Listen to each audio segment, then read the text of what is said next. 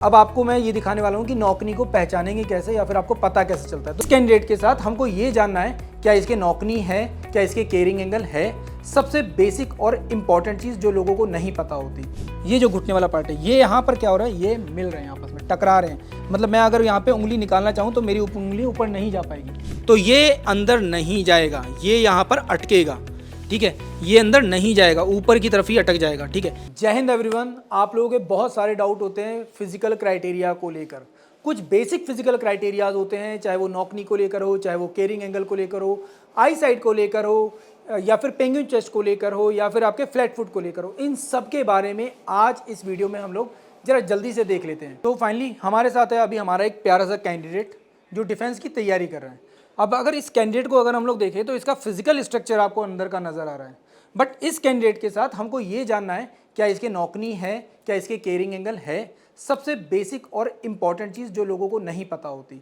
तो चलिए सबसे पहले अगर हम लोग बात करें फीमेल कैंडिडेट और मेल कैंडिडेट्स में, देखो एक छोटा सा जो स्ट्रक्चरल डिफरेंस है ना, वो ये है कि ईश्वर ने हमको बनाकर वैसा भेजा है। अब उसमें कुछ गलतियां हमारी होती हैं कि हम अपने बॉडी पोस्चर को ख़राब कर लेते हैं, एंड कुछ चीज़ें होती हैं नेचुरल। जैसे फॉर एग्जांपल अगर मैं बात करूं मेल एंड फीमेल कैंडिडेट्स में, तो एक सबसे इंपॉर्टेंट चीज़ होता है आपका ये पेल्विक पार्ट। ठीक है। अब महिलाएं जो होती हैं उनके पास दुनिया की सबसे खूबसूरत ताकत है, दुनिया की सबसे खूबसूरत चीज़ है कि वो एक बच्चे को जन्म दे सकती हैं। ठीक है, किसी जीवन की शुरुआत कर सकती हैं। इसीलिए ईश्वर ने ये जो उनका पेल्विक पार्ट है इसको थोड़ा सा ब्रॉड बनाया है, जिसकी वजह से ये जो हिप पार्ट होता है ये भी थोड़ा सा ब्रॉड हो जाता है। एंड इसकी वजह से जब आपका बॉडी पोस्चर होता है उसमें आपका ये जो नौकनी वाला पार्ट होता है ये क्लोज आ जाता है फीमेल के। ठीक है।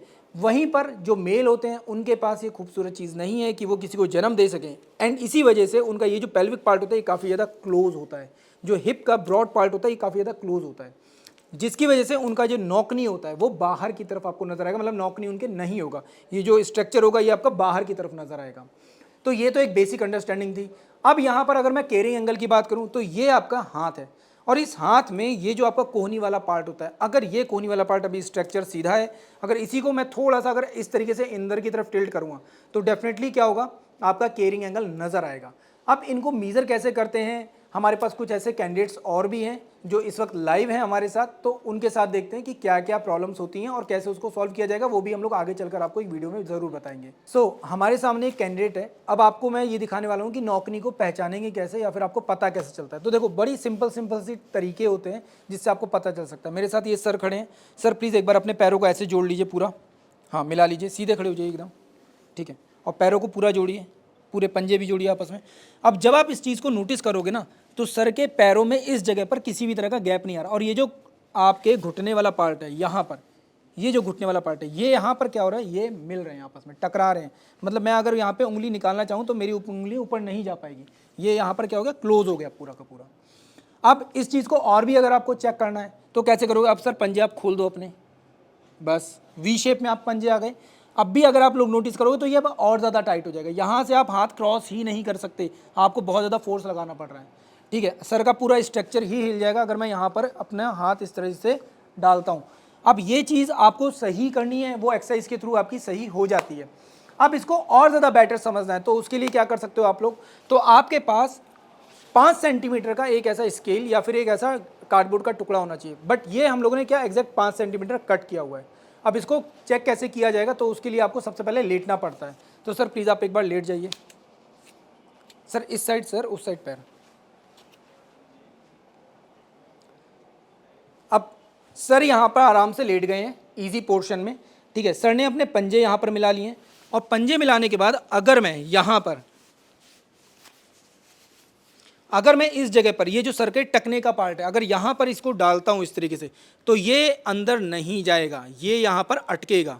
ठीक है, ये अंदर नहीं जाएगा, ऊपर की तरफ ही अटक जाएगा। ठीक है, और इसी चीज़ को अगर मैं पंजे खोल कर भी करूँगा तो भी यहाँ पर आपको ये चीज़ नज़र आएगी।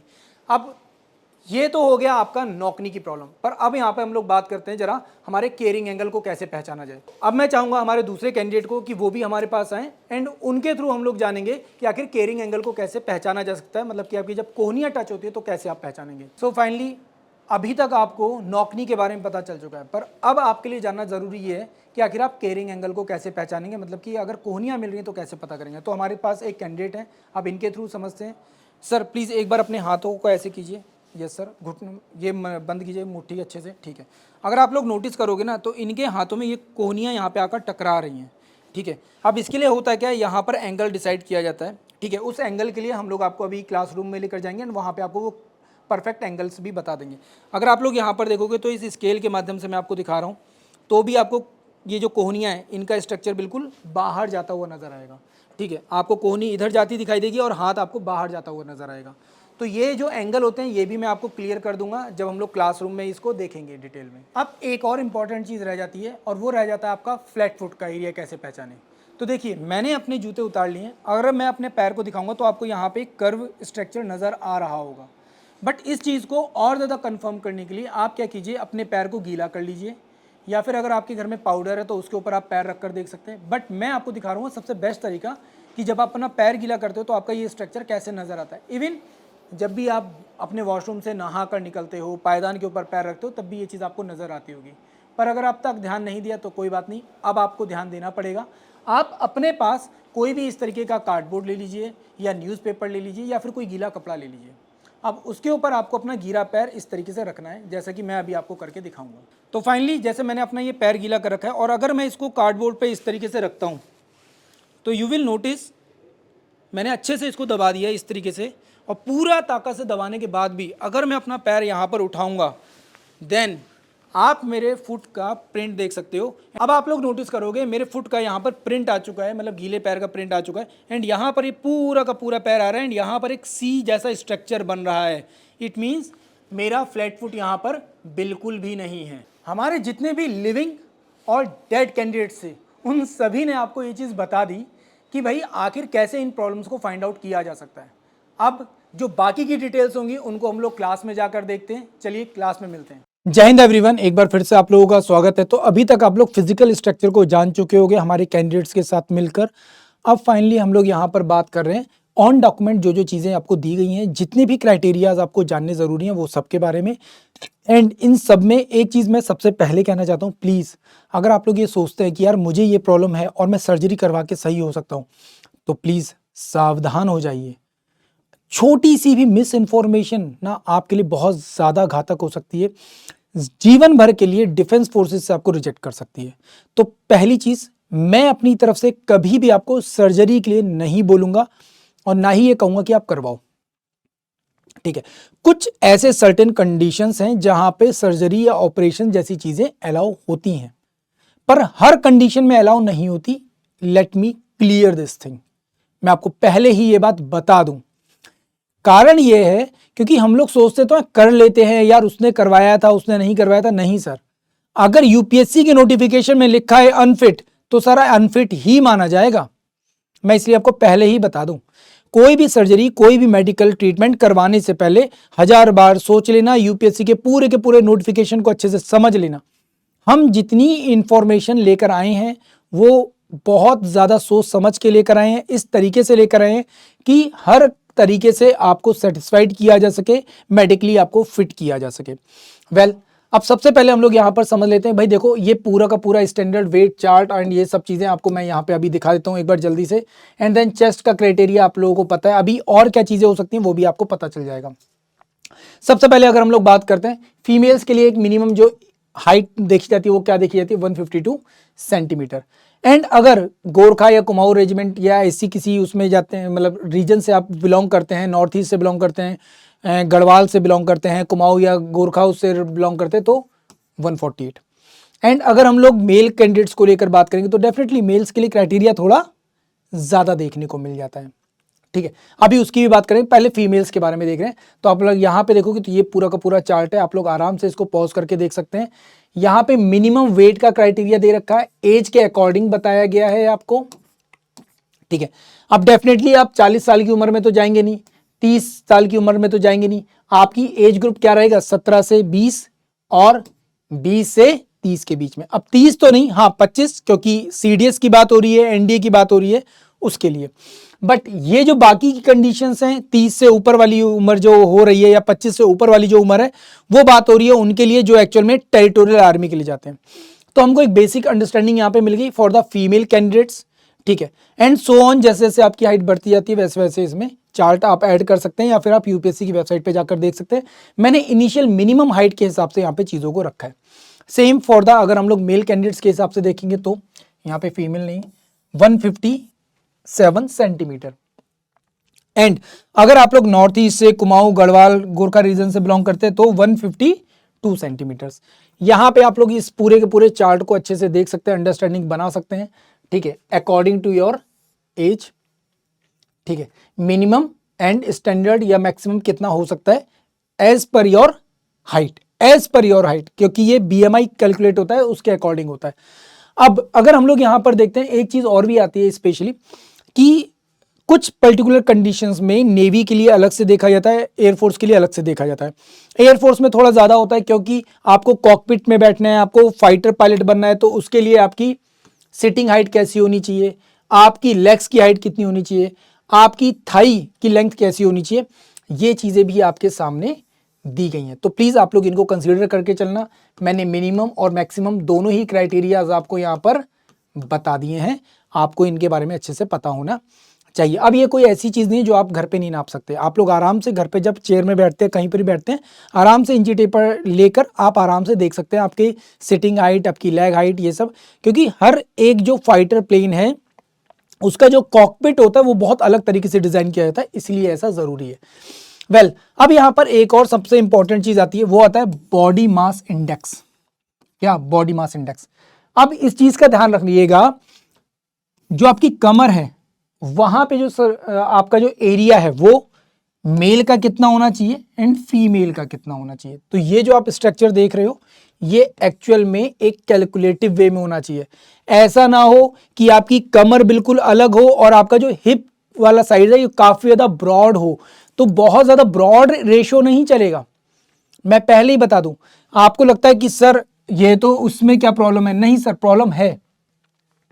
कई बार ये खराब होता है बॉडी स्ट्रक्चर आपका इसलिए क्योंकि आप लोग कभी एक्सरसाइज नहीं करते। आप लोग सोचते हैं जब एग्जाम क्लियर होगा तब हम एक्सरसाइज शुरू करेंगे, रनिंग शुरू करेंगे। नहीं सर, शुरुआत से करो। अगर आप ऐसा नहीं करते तो आप अपने साथ ही खिलवाड़ कर रहे हो, अपने आप को धोखा दे रहे हो। तो ये बताना मेरा फर्ज बनता है, इसलिए मैंने आपको यहां पर ये चीज भी बता दी। प्लीज इस पूरे स्ट्रक्चर को अच्छे से मेंटेन कर लो, अपनी फिजिकली जो कमियां हैं उनको अभी से पूरा कर लो। फिर बात करते हैं आइज को लेकर। देखो, जो यूपीएससी का नोटिफिकेशन में उसमें आपको बताया जाता है 6/36, 6/60 एंड 6/60 आपको ये कंडीशन देखने को मिल जाती है। हम लोग बात कर रहे हैं यहां पर एनडीए के पॉइंट ऑफ व्यू से, यहां पे हम लोग बात कर रहे हैं according to the CDS, OTA, NCC, TGC entry, and यहां पे हम लोग बात कर रहे हैं हमारी जो डायरेक्ट एंट्रीज होती हैं उनके हिसाब से। क्योंकि ये जो डायरेक्ट एंट्री वाले लोग हैं इनको ज्यादातर डायरेक्ट वॉर में इन्वॉल्व नहीं होना पड़ता। टेक्निकल और इस तरह की जो इनडायरेक्ट एंट्रीज होती हैं उनकी बात हो रही है, ठीक है, जुडिशियल एंट्रीज होती है उनकी बात हो रही है। यहां पर भी टीजीसी एंड सम एंट्रीज की बात हो रही है। तो यहां पर भी बहुत सी ऐसी एंट्रीज है जिसमें लोग डायरेक्टली वॉर के साथ इन्वॉल्व नहीं होते, डायरेक्टली ऑपरेशंस का पार्ट नहीं बनते, तो उनको थोड़ा बहुत रिलैक्सेशन मिल जाता है। बट अगर आप चश्मा पहनते हैं तो आपकी 6/6, 6/6 होनी चाहिए प्रॉपर आइज। यहां पे आप देखोगे -2.5 आपका होना चाहिए, ठीक है, एंड चाहे आपका प्लस में हो चाहे माइनस में हो, मतलब दूर का हो या पास का हो, चश्मा आपका -2.5 से ज्यादा ना होना हो, ठीक है। तो ये चीज आप लोग ध्यान रखिएगा। एंड अगर आप लोग ग्रेजुएट लेवल पर हैं, सीडीएस जैसे एग्जाम पर जा रहे हैं तो -3.5 यहाँ पर बोला जा रहा है। बट देखो, मेरा अपना जो पर्सनल एक्सपीरियंस है वहां पर अगर आपका नंबर ज्यादा है ना तो डेफिनेटली आप रिजेक्शन के चांसेस बन जाते हैं बहुत ज़्यादा। क्योंकि अगर उनको कोई फिट कैंडिडेट मिल रहा है जिसके चश्मा नहीं लगा हुआ है तो भाई उसको लेंगे ना, आप खुद सोचो लॉजिकली, ठीक है। एंड क्या लेसिक परमिट है? नहीं, एनडीए के लेवल पे बिल्कुल भी परमिशन नहीं है, और ग्रेजुएशन लेवल पे परमिटेड है बट यहां पर कुछ सर्टेन कंडीशंस एप्लीकेबल होती हैं। कलर ब्लाइंडनेस बिल्कुल भी एक्सेप्टेबल नहीं है, तो ये ध्यान रखिएगा। और यहां पर स्पेशली मैंने बता भी रखा है, लेसिक सर्जरी सिर्फ और सिर्फ आप तभी करवा सकते हो जब आपकी उम्र 20 साल से ऊपर हो गई है, एंड आपके लेसिक सर्जरी को कम से कम 12 महीने पूरे हो चुके हों, 12 मंथ पूरे हो चुके हों। ध्यान रखिएगा ये चीज। नेक्स्ट आगे बढ़ते तो यहां पर ये पूरा का पूरा क्राइटेरिया आपके सामने दिया हुआ है लेसिक सर्जरी का। आप लोग नोटिफिकेशन से ही लिया हुआ ये स्क्रीनशॉट है जो कि आप लोग यहां पर देख रहे हैं, एंड इसी इंफॉर्मेशन को मैंने आपके सामने शेयर भी किया है, ठीक है। आपका रेटिना हेल्दी होना चाहिए, ठीक है, आपको जो कोरोना वाला पार्ट है वो सही होना चाहिए, आपकी जो टोपोग्राफी है वो प्रॉपर सही होनी चाहिए आंख की, ठीक है। आपका कहीं ऐसा ना हो कि स्क्वायरल आईज हो रही हो, तो स्क्वायरल आईज भी सिलेक्टेड नहीं है, ठीक है, जिसे हिंदी में हम लोग भैंगापन बोल देते हैं, आंखें इस साइड जा रही हैं या एक साइड जा रही हैं या सेंटर में आ रही हैं, उस चीज को भी यहां पर एक्सेप्ट नहीं किया जाएगा, मैं पहले ही बता देता हूं। और अगर आप उसका ऑपरेशन करवाते हो तो भी आप उसमें अनफिट ही कंसीडर किए जाओगे मेरे भाई, क्योंकि वो पूरी तरह से सही नहीं हो सकता। एंड फाइनली ये कलर ब्लाइंडनेस का टेस्ट मैं आप लोगों का यहीं कर देता हूं। ये क्या लिखा हुआ है, 12, ये 8, ये 6, ये 29 लिखा है, ये 57 लिखा है, ये 5 लिखा है, ये आपका 3 लिखा है, ये आपका 15 लिखा है, ये आपका 74 लिखा है, ये आपका 5 लिखा हुआ है। एंड फाइनली अब इधर वाली इमेज मुझे भी नहीं पता चल रही लाइट की वजह से, बट ये आपका 57 लिखा है, ये आपका 5 लिखा है, ये आपका 42 लिखा है और ये आपका 45 लिखा हुआ है। वेल, तो ये आपको मैंने बता दी सारे के सारे नंबर, ठीक है। एंड जहां तक मुझे पता चल रहा है ये आपका लिखा हुआ है 6, ठीक है, क्योंकि लाइट का रिफ्लेक्शन हो रहा है इसलिए मुझे वो ठीक से पता नहीं चल पाया। अब बात करते हैं जरा आपकी फिंगर्स को लेकर। फिंगर्स की बात करते हैं, अगर आपकी बहुत ज्यादा स्किन इस तरीके से खिंच रही है, हाइपर एक्सटेंशन है अगर किसी भी तरीके का, ठीक है, आपकी स्किन में अगर इस तरीके का स्ट्रक्चर दिख रहा है तो भाई डॉक्टर्स के साथ कंसल्ट करना शुरू करो, बातचीत करनी शुरू करो। अगर आपके फिंगर्स इस तरीके से हाइपर एक्सटेंशन, मतलब ये जो होता है ना फिंगर, जैसे मैं अपनी कर रहा हूं, ये फिंगर पूरी तरह से अगर पीछे आ जाए, मेरी नहीं जा सकती, इतना ही रहेगा, बट ये पूरी तरह से बैंड होकर पीछे आ जाए, या अंगूठा पीछे आ जाए पूरा बैंड होकर, तो वो चीज अगर आपकी फिंगर्स में इस तरीके का स्ट्रक्चर बन जाता है, ठीक है, तो अब ये होता कैसे, तो ये एक इंस्ट्रूमेंट होता है जिसे गैनोमीटर बोलते हैं, इसके थ्रू चेक किया जाता है, ठीक है। अगर आपकी फिंगर्स इस तरीके से थोड़ी सी बैंड होती है, ये जो आगे का हिस्सा होता है ये इस तरीके से बैंड है थोड़ा सा, अब मेरा नहीं है, मेरा स्ट्रेट है, ये अगर आगे से ऐसे बैंड है, ठीक है, इस तरीके से अगर बैंड है, तो इसमें क्या होता है, ऊपर एक जो पार्ट होता है ना, वो टिश्यू होता है, वो टूट जाता है, जिससे ये हो जाता है। बट ये चीजें क्या हो सकता है कि थोड़ा बहुत चीजें सही हो सकती हैं अगर आप थोड़ा ध्यान दोगे, डॉक्टर्स के साथ रहोगे, जो आपके पर्सन्स होते हैं प्रॉपर आपको एक्सरसाइज करवाते रहते हैं, कंडीशंस आपकी देखते रहते हैं, मिनिमम कंडीशंस को आप इंप्रूव कर सकते हो, पर पूरी तरह से सही हो पाएंगे ये चीज मुश्किल है, क्योंकि ये एक तरह से देखा जाए कि जन्मजात हो जाता है एक तरह से कंडीशन, ठीक है। तो प्लीज इस चीज का ध्यान रखना, ये तो आपके किसी गलती, किसी चोट, इन सब की वजह से भी हो सकता है, क्या, मेल्टेड फिंगर। फिर आता है आपका जो एल्बो वाला पार्ट है जिसे आप लोग केयरिंग एंगल कहते हो, ठीक है। अब अगर आप यहां पर देखोगे तो यहां पर भी आपको क्या देखने को मिलता है, अपना गाइनोमीटर देखने को मिलता है, इस तरीके का स्ट्रक्चर। ये थोड़ा सा बड़ा स्केल है जो क्या कर रहा है, एक्चुअल में आपकी एल्बो का एंगल डिसाइड कर रहा है। क्या डिसाइड कर रहा है, एंगल डिसाइड कर रहा है। अगर आप लोग यहां पर देखोगे तो 5 से 10 अगर आपका एंगल बन रहा है तो इट्स एक्सेप्टेबल। आप लोग यहां पे खड़े होकर अपनी कमर से ऐसे हाथ रख कर भी देख सकते हो, इस तरीके से, जैसे मैंने हाथ कर रखा है इस तरीके से। अब मेरा ये जो एंगल बन रहा है ये क्या है, ये 5 से 10 का एंगल बनता है, ठीक है, ये 5 से 10 का एंगल बन रहा है एग्जैक्टली, ठीक है। बट अगर यही एंगल अगर मान लो ऐसा होता तो ये एक्सेप्टेबल नहीं होता, है ना। बट ये जो आप देख रहे हो ना, आपको लग रहा है सर क्या मैं ऐसे डिफाइन कर सकता हूं, क्या मैं ऐसे पता लगा सकता हूं, नहीं लगा पाओगे। क्यों नहीं लगा पाओगे, क्योंकि आपके पास डिसाइड करने के लिए कुछ है नहीं, इंस्ट्रूमेंट नहीं है, एंड आपको पता भी नहीं चलेगा क्या ये सही है या नहीं है, ठीक है। आपको पता कैसे चल सकता है, पता तब चल सकता है जब आपको डॉक्टर्स बताएंगे। डॉक्टर्स कैसे बताते हैं, ठीक है। तो कितना एंगल, अगर 10 डिग्री से ज्यादा अगर जा रहा है तो वो अनफिट की कंडीशन है, प्लीज इस चीज को ध्यान रखिएगा। और मेजर कैसे किया जाएगा तो ये भी आप लोग ध्यान रखना, गैनोमीटर से चेक किया जा सकता है। डेफिनेटली मैं और मेरी टीम अभी फिलहाल इसको मंगवा रहे हैं ताकि आप लोगों को फिर से एक बार वीडियोस में बताया जा सके और क्लियरली। फिर आते हैं हमारे जरा नौकनी वाले पार्ट एंड बाकी सब चीजों को लेकर।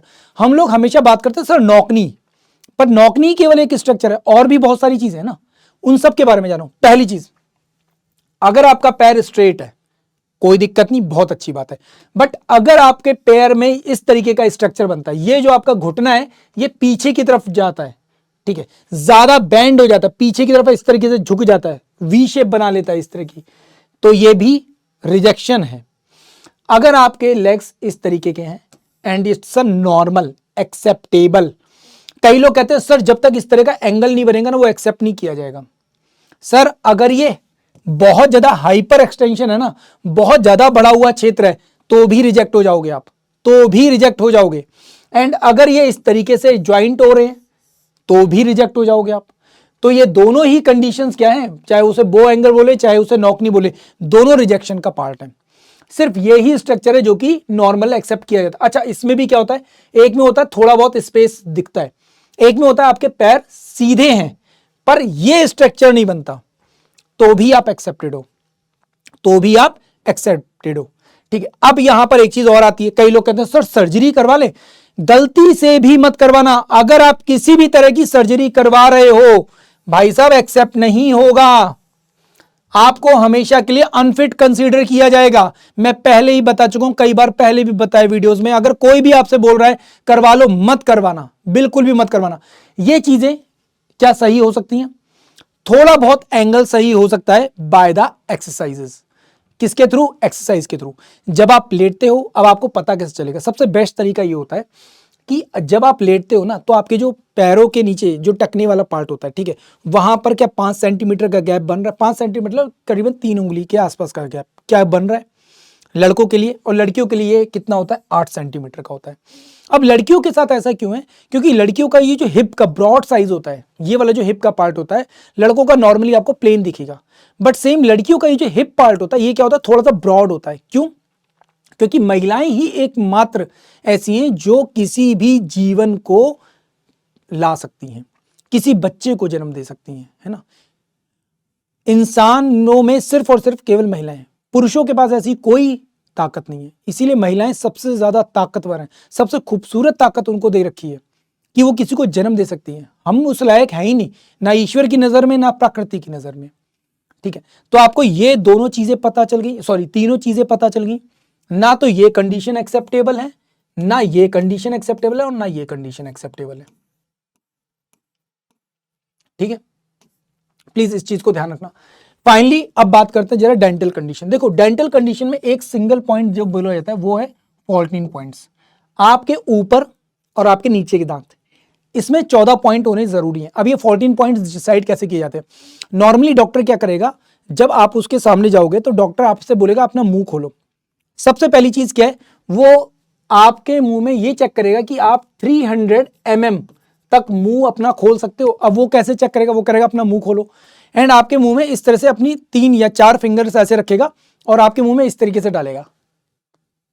अगर ये 3 फिंगर्स या 4 फिंगर्स आराम से आपके मुंह में चली जाती, जैसे मेरा मुंह है तो उसमें करीबन करीबन इतना जाता है, मतलब ये पूरी नहीं जा सकती, थोड़ी बहुत जा सकती है।